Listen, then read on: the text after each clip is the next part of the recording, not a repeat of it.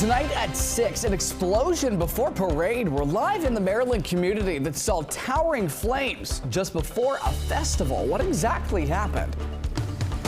Child care conundrum, a program scrapped by the Virginia governor that would have meant more money to help families. Democrats slamming the decision, why the governor excluded it from the budget.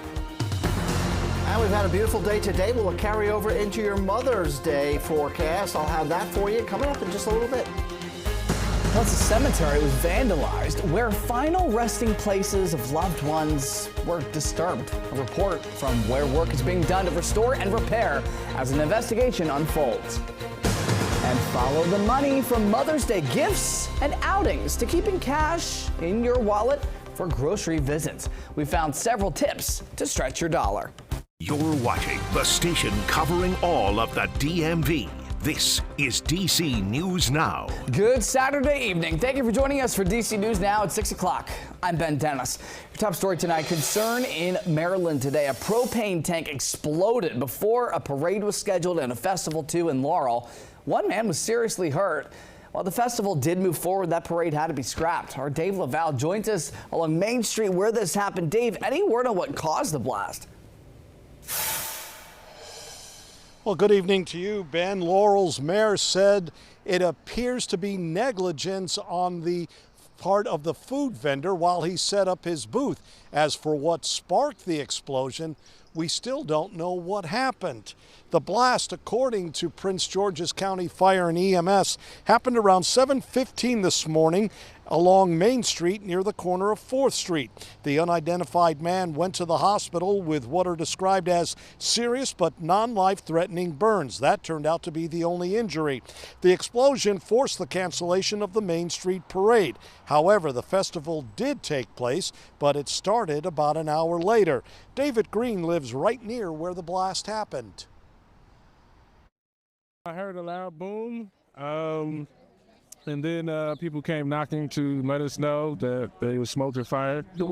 And we came out, you could see the smoke. It was a little nervous, it was a little scary for a little bit, but glad everything worked out. The explosion did damage power lines in the area, and crews are working to restore power. Again, one person injured in the explosion. We have not been given an update on his condition. We're live in Laurel, Maryland. Dave Laval, DC News Now. Thanks to Dave, some concerning stuff there. Meantime, some shocking news in Howard County, Maryland. A woman was killed and a teen is in the hospital after a stolen car crashed into several vehicles just yesterday afternoon. Police say that stolen car was headed east on Guilford Road when it crossed a double yellow line to pass another car yesterday around 3 p.m. Those two cars hit one another. One of them sideswiped another vehicle before a head-on crash with the fourth car. We're told 4 teen boys jumped out of the stolen car. One stayed on scene, but they were hurt, sent to the hospital with serious injuries. The woman driving the car that was hit head-on died at Howard County Hospital. No charges have been filed as of this hour. Police are still looking for the 3 teens that ran off. Meantime, 2 people have been hospitalized after being shot in Northwest DC overnight. Officers were called to a local hospital for reports of 2 people who came in with gunshot wounds. When police got there, they found a man and a woman shot. They were conscious and breathing. Police say that shooting took place on T Street near 9th. As of right now, no arrests have been made. Investigators, though, are looking for 2 people armed with handguns and wearing ski masks, last seen driving a silver Mercedes in connection to that shooting. Time is 6:04. Switching gears, turn it over to meteorologist Scott Sumner. Scott, it's always a present to have mom in our lives, especially this weekend for Mother's Day, but the weather's also a gift. Yeah, absolutely. We had plenty of sunshine, although you couldn't tell by this local shot here. We've had some high clouds drifting in. It's cold, partly cloudy right now, the observation at 73 degrees, but it has been a glorious afternoon as you see the Pentagon behind me. Our temperatures will slide through the 70s here over the next hour or so and get into the 60s between 8 and the midnight hour. After midnight, well, we'll continue to slide through the middle and upper, from the upper 50s down to around the middle 50s, but a lot of places will be in the 50s this evening, not just in the district, but elsewhere surrounding the Beltway. Our satellite and radar shows again, not too much in the way of cloud or rain, but we have had cloud coverage starting to build in here coming in from the west. This is with our next system, but we're going to stay dry even though we're going to have some clouds around, a few more clouds around for tomorrow on Mother's Day. This wet weather that you see down to the south, that is going to be part of our weather story. We'll talk about when that wet weather arrives here coming up in just a little bit. All right, thanks, Scott. Some breaking news tonight in Prince George's County. A woman was found shot and killed inside of a home. This is not far from Northwest Stadium where the Commanders play. Authorities say that woman was found shot several times on Ray Leonard Road around 2:20 this afternoon. Again, this is near where the Commanders play, not far off of Sheriff Road. This is an ongoing investigation. Of course, stay with us on air and online as we learn more. Meantime, several Northeast D.C. apartment buildings are without water right now. Crews are working to repair all the issues. D.C. Water says about 25 to 28 apartment units without water in the 1200 block of Trinidad Avenue between Rum and Mount Olivet Streets.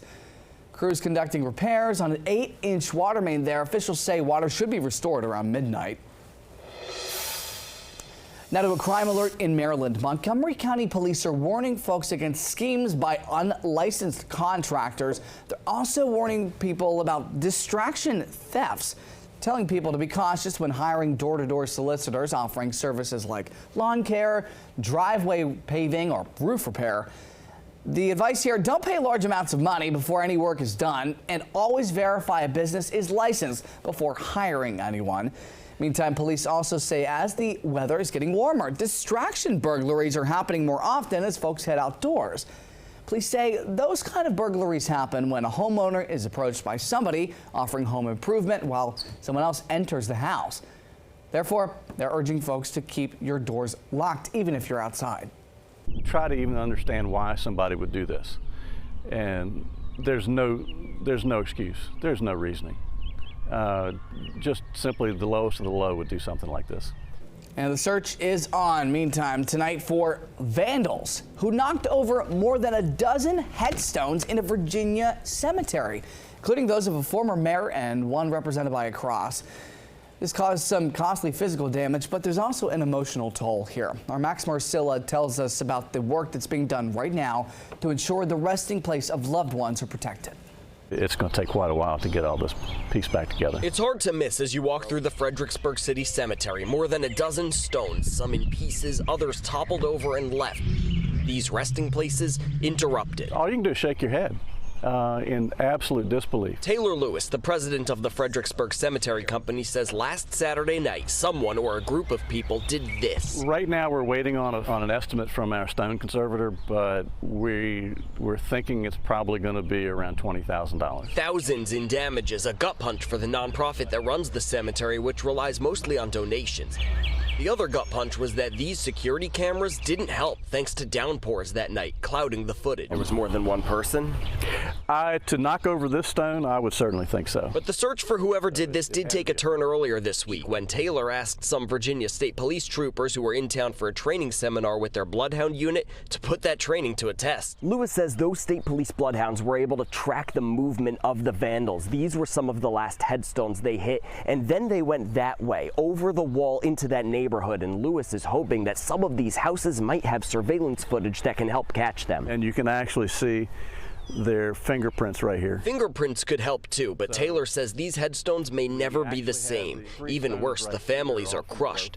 That includes the Rowe family, ancestors of a former mayor whose headstone was knocked over. They hit the wrong ones because the Rowes are pretty angry about it. Reporting in Fredericksburg, Max Marcilla, DC News Now. And understandably so. Thanks, Max. All right, staying in Virginia, Democrats are slamming Governor Glenn Youngkin over his decision to cut a pilot program that would help families afford child care. Now cut from the state budget, a public-private partnership incentivizing businesses to help foot the bill for child care costs. Now, under that program, businesses would be reimbursed for contributing to their employees' child care costs. Families don't have the luxury of waiting for political perfection. This was needed yesterday. I actually built my idea based off of something that happened in Kentucky. So this is tested. And, a lot of people thought this was a great idea. It passed with significant bipartisan support. So the governor is wrong on that, and he missed the mark, and he doesn't want to admit up to it. Youngkin says the item would be, quote, best considered in a bill and at a small scale to determine program effectiveness. Meantime, a new bill in Congress is aiming to cut down on the youth crime rate across the U.S.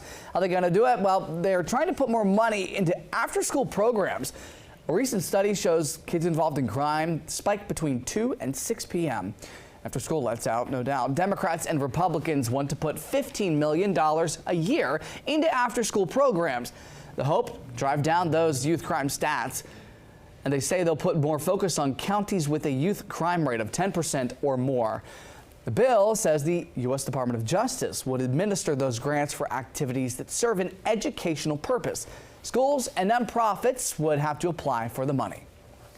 Well, today was Safety Day in Rockville. Kids were able to learn about pedestrian and bicycle safety tips. Good stuff. Demonstrations were hosted by local high school students, and those who attended able to enjoy dozens of activities along with free giveaways and prizes. All right, time is 6:10. Millions of Americans are expected to spend over $34 billion celebrating moms this weekend. That's according to the National Retail Federation. Their survey found the most popular Mother's Day gifts this year. Surprise, flowers, plus greeting cards, restaurant meals, and some other special outings. Gotta look after mom. All right, have grocery prices dropped? President Trump says they have. Are they? We're stretching your dollar with a price check down grocery aisles in some of our local stores. And later, we've got something to crow about. The team worked to rescue and set free a tiny trapped bird in Arlington. Don't want to miss that. Live look at the Pentagon tonight. Happy Saturday, everybody. And yes, the weekend's for mom. A present with the weather. Scott's coming back with the forecast.